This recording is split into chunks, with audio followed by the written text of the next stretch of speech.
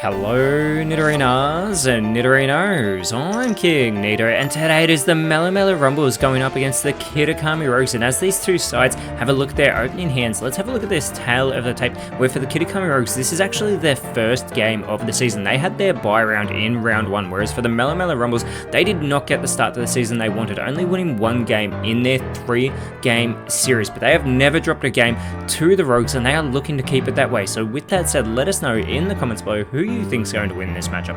Will it be the fighting decks? Will it be the darkness decks? Let's go!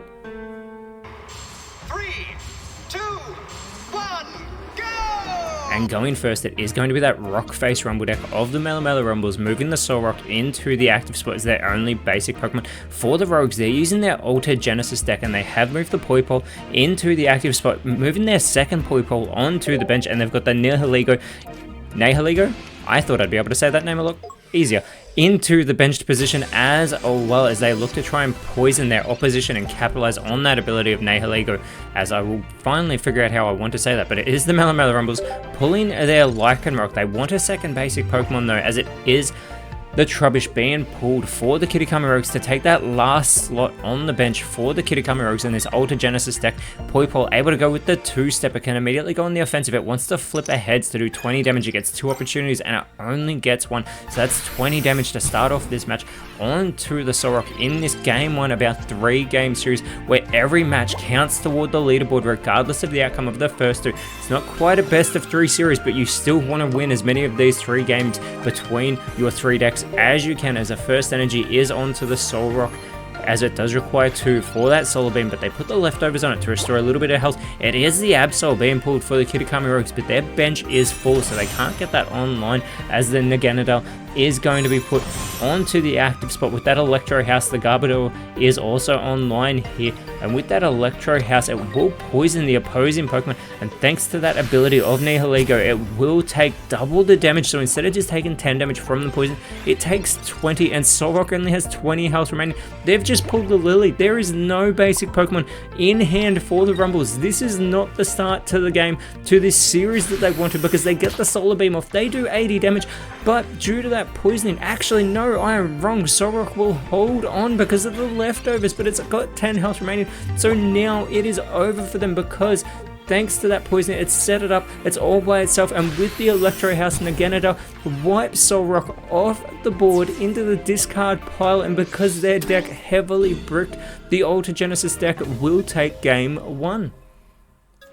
And with a quick table reset, if you enjoy what you're seeing, make sure to leave a like and subscribe so you don't miss out on any of the action for the PokeType League TCG. But it is now going to be that Skull and Bone deck for the Kitakami Rogues with the Sableye going into the active spot. They are going first for the Rumbles. They've got their Beach Bash deck, and they move the Meditite into the active spot. They've got the Sandygast on the bench, but they just dropped their first game ever to the Kitakami Rogues. They had never lost a match against the Darkness decks, and it has just happened. This is not good for the Rumbles. This is not how they wanted to start their season, as the leftovers is pulled for the Rogues. They get the Poison Barb onto the Sableye here. They want to try and discourage the Melemele Rumbles from going on the offensive. It is the Guzma though being pulled, and they are going to play that immediately to discard that Poison Barb that is on the Sableye into the discard pile. They use their own Poison Barb onto the Meditite here.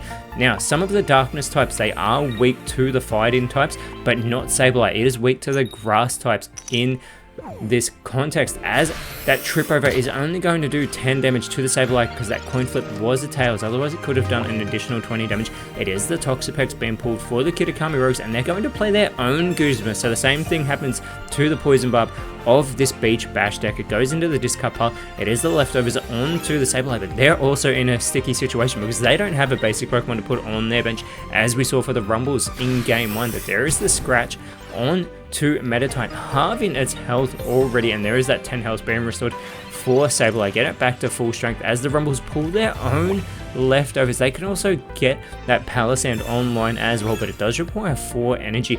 Fortunately for them, they can start setting up because Meditite doesn't require any more energy to go on the offensive. It does get the leftovers. They're trying for another Trip Over, and again they get the Tails, so they don't get the additional 20 damage onto the Sableye, which means that will automatically be offset in the next turn by those leftovers. And speaking of leftovers, there's Meditite being taken out of discard range thanks to that 10 health being restored, as we do see the Krokorok being pulled for the Rogues, as the scratch continues on to Meta-type, bringing it down to only 10 health remaining. There is Sableye getting back to full strength once again. It is the second Palossand being pulled for the Rumbles here as they get a second energy onto their benched Palossand. They're trying for this trip over, but this time they actually get the head, so they're going to do 30 damage now to the Sableye, which is fantastic for the Rumbles. And still the Rogues do not have a second Pokemon out on the board, and they pull the Lily, so they're still going to be stuck with just the Sableye. However, Palossand still requires 2 more energy as the scratch from Sableye is going to wipe Meta-type off the board into that discard pile. It is the Skull and Bone deck taking the first point here in game 2 over this Beach Bash deck, but here it is that Palossand being moved into the active spot has 130 health, and with that Sand Tomb, 90 damage, and the opposing Pokemon cannot retreat in the next turn as they finally pull the Medicham, but unfortunately that Meta-type is now long gone. It is the Sandile being pulled for the Rogues. They can finally get a second Pokemon onto the board, and they do get that 1 energy required for the Sandile. They've got the Krokorok in hand as they start that scratch onto the Palossand. 30 damage, bringing it down to only 100 health. And I say only 100 health like it isn't very much, but it is a great deal. They've also got that big Melisada in hand, and they do pull the Persimmon that they can get onto the bench. It does require 2 energy, but here it is that Sand Tomb is finally ready to go with those 4 energy. 90 damage, wiping the Sableye off the board. Unfortunately as well for the Rogues, Krokorok and Crocodile and Sandile are weak to grass types as well, so the Rumbles cannot capitalize on a type advantage over this Darkness deck. And speaking of Crocodile, there it is being pulled, and they've got the rare candy in hand if they want to use it to get this Crocodile online, because the Krokorok cannot outlast a hit from the Palossand, so they're going to play the rare candy. This allows them to get that Crocodile immediately online. 140 health, but it still needs 2 more energy, still needs 1 more energy because they just put that second one onto it with those Poaching Fangs that can do 90 damage to the Palossand. It is the Repel being pulled by the Rumbles. They can't capitalize on that, and those Poaching Fangs, they get to flip 3 coins. For each coin they flip, a heads for a card in the hand of the Rumbles will go back into their deck, but there's 90 damage onto the Crocodile here. It cannot retreat, but they've got that Lily in hand as the the Sableye is pulled. This Lily will restore 60 health onto the Crocodile, which is crucial because it takes it out of discard range from the Palossand. And here it is, those Poaching Fangs, 90 damage onto the Palossand. It will still have 10 health remaining, however. And here come the 3 coin flips. They get a heads, they get 2. They get 2 out of 3 heads, which is fantastic for them. They have to reveal the cards. It is the Palossand and the Repel going back into the deck of the Rumbles. They shuffle their deck, and now they're pulling out their second Sandygast as they just lost that Palossand back into the deck as well. But they're going to get an energy onto the Sandygast. There's already an energy onto the Persimmon, and with this Sand Tomb, 90 damage back onto the Crocodile, leaving it with only 20 health remaining. It cannot retreat. The Rogues need to set out a basic Pokemon, and they have got the Sableye in hand as they do pull that big Melisada. And they are thinking about how they want to approach this. They can really only get the energy onto the Sableye. That Crocodile is a very easy target right now, but it can take that Palossand off of the board, and this will get this Skull and Bone deck their second point. They need 1 more point to take game 2, but they also get these 3 coin flips. They get a Tails, they get 2. It's all Tails. There will be no cards going back into the deck of the Melemele Rumbles, but there it is. As we said, the second point for the Rogues here, and the Rumbles thinking about how they want to approach this. They move the Persimmon into the active spot. That Let's Throw does 40 damage. If there's a Persimmon on the bench, it does an additional 40 as well, but that second Persimmon is still in the deck of this Beach Bash deck. And there's that 40 damage. The Rumbles getting their second point here in game 2. They do not want to drop a second game again like they did in the previous round. They got 1 win, 2 losses, as it is the Marini being pulled for the Rogues. They've had those Toxapex in hand since the start. They get the Marini onto the bench. The Sableye, 70 health, but it can do 30 damage to the Persimmon here, getting in some good chip damage there onto Persimmon, but it does come back over to the Rumbles. They get their second Meta-type, and they've got 2 Metachams in hand now. They do get that Meta-type onto the bench, getting the 1 required energy, and another Let's Throw from Persimmon, 40 damage onto the Sableye. And the Rogues now pulling their second Crocodile. They can get that Toxapex online. It only requires 1 energy, and there's already that 1 energy that was on the Marini. They do get the second energy though onto the Toxapex, and they do retreat the Sableye. This Toxapex has 110 health. However, it is weak to the fighting types. For each heads of these 4 coin flips, it gets to do 20 damage, and they get 2. They needed all 4 to take this Passimian off the board. Passimian left with 30 health remaining as it comes back over to the Rumbles. They get their second Palisand now in hand. They can get the Medicham online. They can get the Palisand online as well. They need to be careful. This Passimian is a very easy target for the Toxapex. They can go for this Let's Throw. It will do 60 damage, but instead they go with the Medicham. That high jump kick, it doesn't require any additional energy, and it does 70 damage thanks to that weakness coming into play. Those spike cannons cannot do enough damage to take out the Medicham either. It is the Professor's Research that is pulled and immediately played by the Rogues. They get their Sandile, they get their Crocorock as well. So they've got the whole evolution line in hand now, but there's not much they can do. That Sandile though can actually outlast their hit from the Medicham due to it not being weak to the fighting types. Rogues thinking about how they want to approach this. They can't risk the Toxapex flip, it will not be enough. And they are going to go with the retreat. Moving that Sandile into the active spot, they go for the bite. This will bring the Medicham down to only 70 health. This actually does put it into discard range for the Toxapex if that's the option they choose to go with. The Rumbles do pull the X-Speed. They get a third energy onto the Palisand. They do play the big Melisada to bring Medicham back up to 80 health, and another high jump kick, bringing Sandile down to only 20 health remaining. The next point will win game 2. The second Marini has been pulled for the Rogues. They can get that Crocorock online if they so choose, and that is exactly what they do. It's got 40 health remaining, can go for the Light Punch. That Light Punch does do 40 damage, but it does require a second energy to retreat the Crocorock, though it is also 2 energy, so they cannot choose to do that unless they're willing to risk one of their other Pokemon being discarded. They play the big Melisada that brings the Crocorock up to 50 health.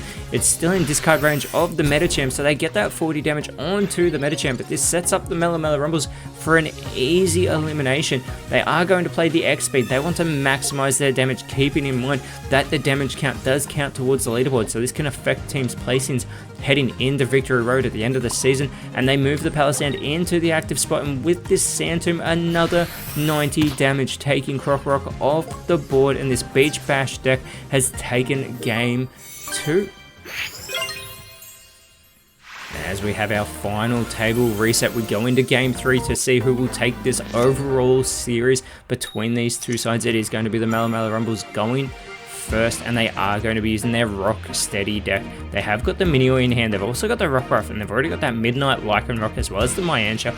They are going up against the Potown deck of the Kitakami Rogues, and we can see that Alolan Rattata that they have got in hand. They've got the Pokeball and the Professor's Research as well, so they can only go with the Alolan Rattata. It will be coming face to face with that Rockruff in the active spot. The Minior is on the bench, but here we go. Our game 3 decided to determine who wins the overall series. Both teams with 1 win each. It is the Poison Barb onto the Rockruff. They definitely want to discourage any damage being done to the Rockruff from this Alolan Rattata.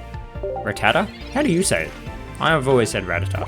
But it is now that Alolan Persian being pulled for the Rogues as they play the Pokeball. They are going to get the Purloin, and they've got that Liepard already in hand.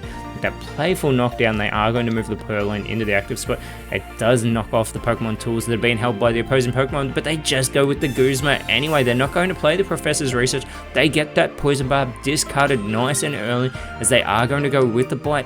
Now that's an interesting choice. They know they couldn't go for any evolutions just yet, so maybe they were waiting to play that Professor's Research as the Rumbles pull their second Rockruff here. Their active Rockruff with that Rock Throw does require 2 energy, but so does the Lycanroc, who is now on a line. That Blood Fang can do 50 damage. It still requires a second energy though, so they're in their turn, sending over to the Rogues, who pull their second Guzma, and they are now going to play that Professor's Research. They get the leftovers, they get their second Rattata.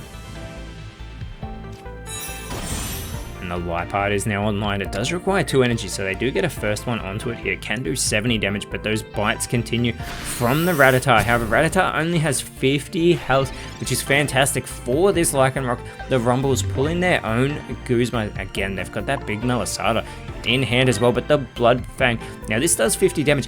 If Lycanroc has less health than its opposition that it's facing, it does an additional 50. It's not too worried about that because it can get the Rattata off the board into the discard pile. So this Rock Steady deck does take the first point here in game 3. But the Liepard is in the active spot, and Lycanroc only has 60 health. With that Slashing Claw, Liepard can take Lycanroc off the board. It gets its second energy. The Rattata's on the bench, and the Slashing Claw takes Lycanroc off the board. It's in the discard pile. And this Po-Town deck takes their first point ever in the PokeType League TCG, as it is their debut game. The Rumbles choosing to move their Minior into the active spot, knowing that Rockruff could not outlast a hit from Liepard. However, Minior, with that Star Drop, it can do 40 damage to any of the opposing Pokemon. It still requires 2 energy. It's just received its first one on this turn. There's not much else the Rumbles can do, so they do finish their turn, sending it back over to the Rogues, who do pull their second Alolan Persian. Still no Alolan Meowth in hand. They start setting up the Rattata, and they continue with the Slashing Claw from the Liepard, bringing that Minior down to only 10 health. And it is the Mienfoo being pulled for the Rumbles. They immediately get it onto the bench with that Kick Shot, 40 damage for a single energy. They flip a coin though. If Tails, it will do nothing. And they're looking at that Mienshao, that low kick, 70 damage for 2 energy, but they can't get it online until the next turn. But they got an energy onto the Mienfoo, so Minior can't do any damage either. It is the Alolan Meowth being pulled for the Rogues. Clearly, the Rumbles must want to set up the Mienshao more than they're willing to do damage with the Minior here. As that Slashing Claw takes Minior off the board, the Rogues are 1 point away from a great start to this season by taking 2 wins over the Melemele Rumbles. They only got their first ever game win over the Rumbles at the start of this series, but here is the Mienshao coming online. They've just pulled their second Mienfoo as well, but this low kick, 70 damage. Liepard still has 90 health remaining, and it's weak to the grass types, not the fighting types, so this low kick does not do additional damage. This is fantastic for the Rogues as it comes back over to them. They pull their Alolan Raticate. Does require 2 energy for that Scrounging Scarf that does 50 damage. There is already 1 energy on the Raticate as well, as it's now online. They're having a look at their 2 Persians. They can choose which one they may want to get online. They just get a second energy though onto the Raticate, and they're going with the Slashing Claw, 70 damage onto the Mienshao. This is great for the Rogues, as they do seem like they could be in control. The Rumbles still require 2 more points. That second Midnight Lycanroc, I almost called it the Blood Lycanroc, what an interesting name that would be, is moved on to the bench immediately. They get a first energy onto it here, and the Rumbles thinking about how they may want to approach this.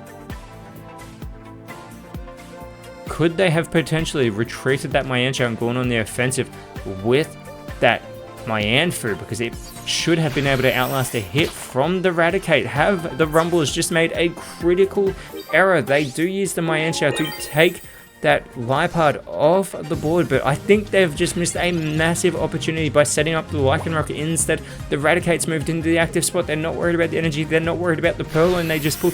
They're worried about winning this series and taking their second game over the Melemele Rumbles. This is a fantastic start to this season for the Kitakami Rogues here, as they are going to move up into 7th place. Next round, they are going up against the Petalburg Racers, the side who took them out of Victory Road, whereas for the Rumbles, they're in 9th place, and next round, they will be going up against the Levincia Wonders. But until then, Nidorinos, thank you so much for watching. Let us know in the comments below what you thought the best card was, and if you enjoyed what you saw, please leave a like, share, subscribe, but more importantly, always remember, send thanks, and I'll see you when you see me.